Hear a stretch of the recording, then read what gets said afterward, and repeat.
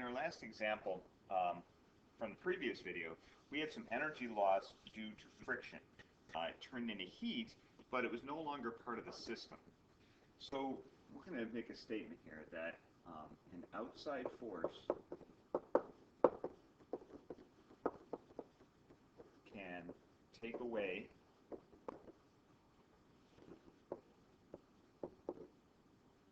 or add energy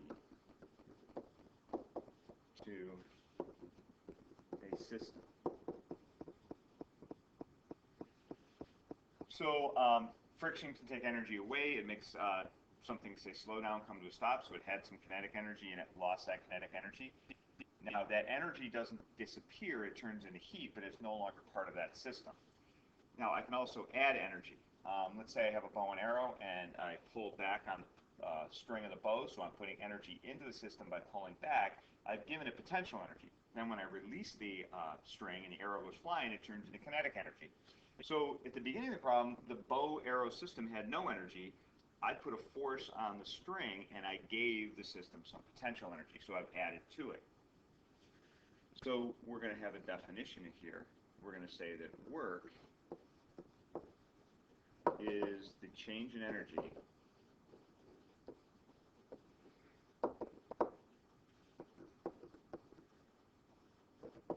to a system by an outside force.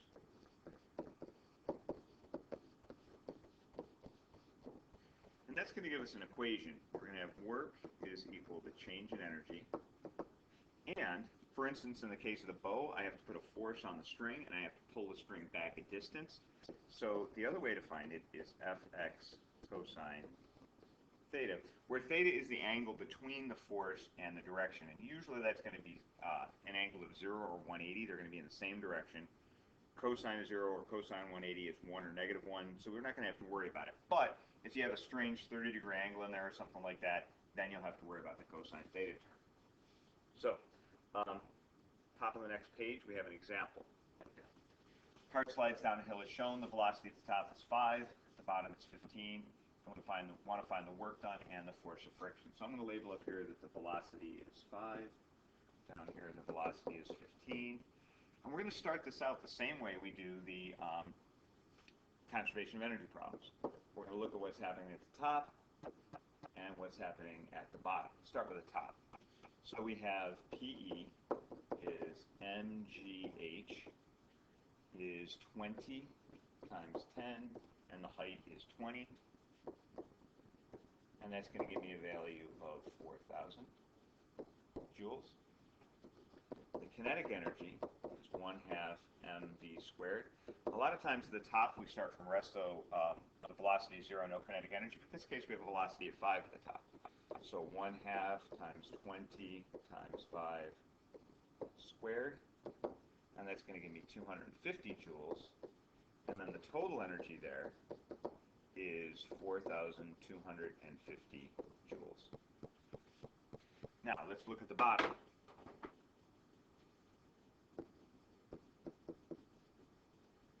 At the bottom, potential energy is 0, because the height is 0. And our kinetic energy is going to be 1/2 mv squared. That's 1/2 times 20, and the velocity at the bottom is 15 squared, and that's going to give me 2250 joules. Now, in one of our conservation of energy problems, these two numbers have to be the same, but in this case they're different because there is an outside force of friction. So the work here, I look at these two, and the work is equal to the change in energy, so that'd be 4250 minus 2250, which gives me 2,000 joules of work was done.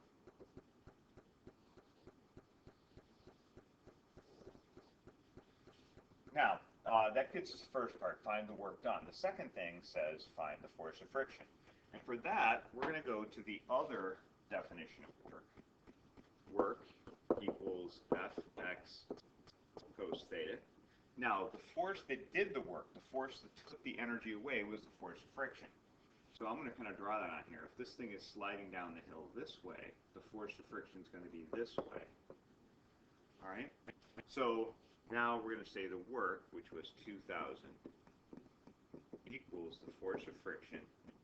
X is the distance it traveled, so it's this 40. This is our X along the line here. So this is going to be times 40.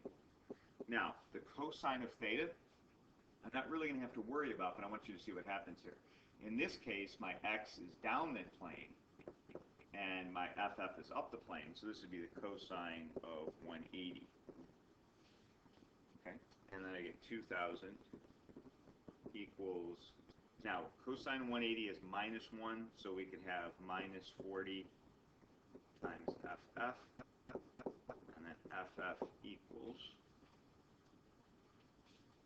and then the FF equals negative 50.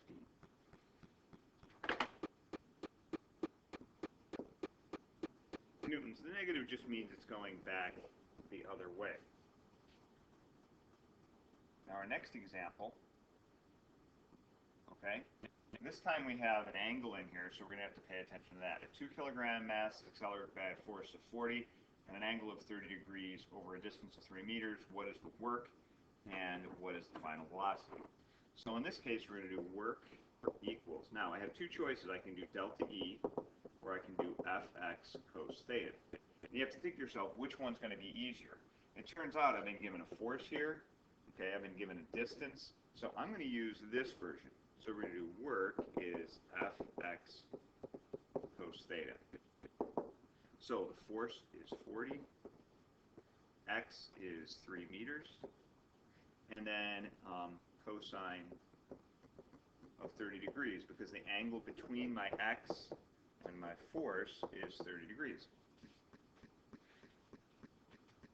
And when I do that, I get a value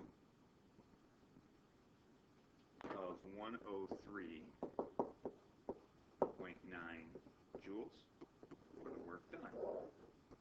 Now the second part is it says, what is the final velocity? And that's going to be a little strange. How am I going to get the final velocity from work? This is where I use the other definition. Work equals change in energy. And in this case, it's kinetic energy. So then I can just use my kinetic energy equation to find the velocity. So the work done was energy added to the system, and it became kinetic energy. So the kinetic energy is equal to that work, 1/2 times 2 times v squared. When I solve that, I'll get a velocity of 10.2 meters per second. So the only thing that gets a little bit tricky is realizing that you have a value for work, but then that work becomes kinetic energy. You can use a kinetic energy equation, and sometimes people get a little confused on that point. Our last example for this is going to be when you're using work to overcome friction. So we have 500 joules of energy used to lift a 60 Newton block a distance of 8 meters. How much work is done to overcome friction? So there's two things that are happening here. It's being lifted and overcoming friction.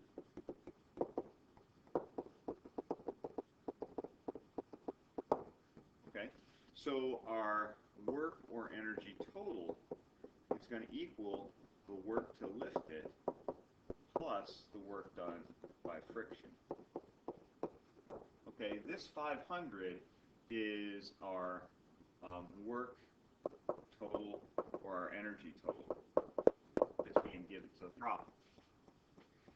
Okay, now to find the work done to lift it, okay, there's a couple ways I could go, but I have an F here and I have a distance here, X.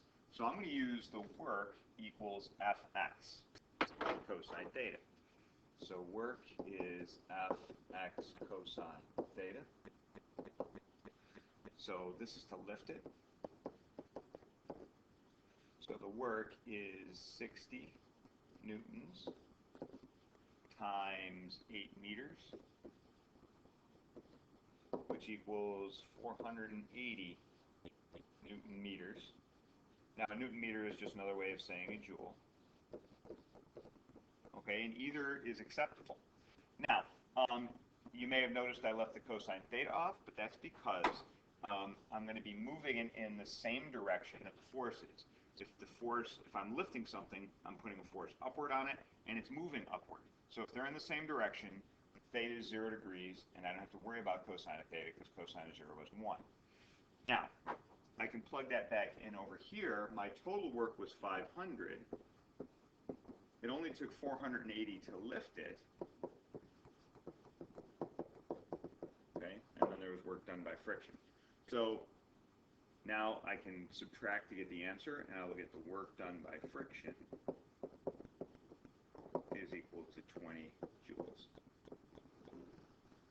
Okay, so be aware when you have one of these problems that talks about overcoming friction, they're going to give you a total energy like they did here, okay? But then they're also going to give you some way of finding another energy or work that's being done, and it's going to be less than the total energy, and the difference is the work done by friction.